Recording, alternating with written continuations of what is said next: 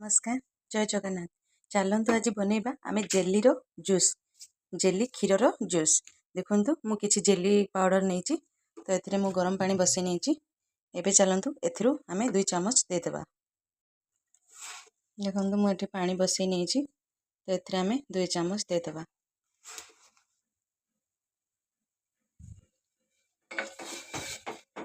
आमे किछि समय फुटिबा पई छाड़ देबा।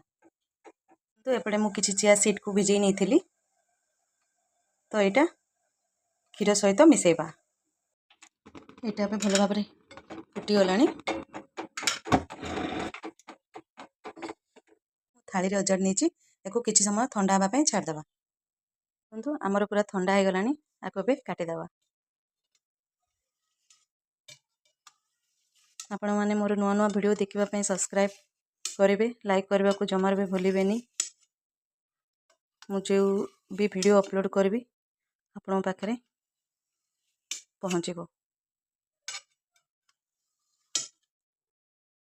तो मुझे सब गुड़ा को काटि नहीं इन पीस पीस होगी बाहर ए गुड़ा को क्षीर रे देदेबा। किंतु मुझे किसी क्षीर नहीं जाइए किसी चीनी दे देइछि।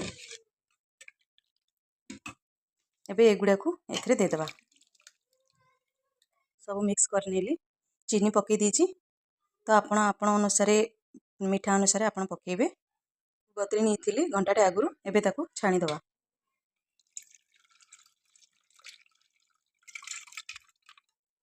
चिया सीड को छाणी नहीं एबे एथिरे देदेबा। तो चिया सीड पकेले पेट ठंडा रहबो खरा दिने तो पीबा पई बहुत बढ़िया लागबो। आपण माने गेस्ट आसिले भी एमती बनै किना देई परिबे। देखंतु मु भल भाबरे मिक्स कर नेछि। एटा पीबा पई बढ़िया लागबो।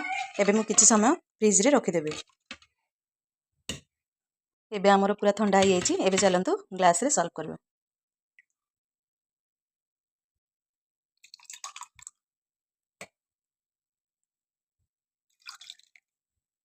देखंतु मु ग्लास रे बाड़ी नेछि। एबे चलंतु मो पुओ को देबे कोन कहूछि से खाइ के ना नेगेला पी।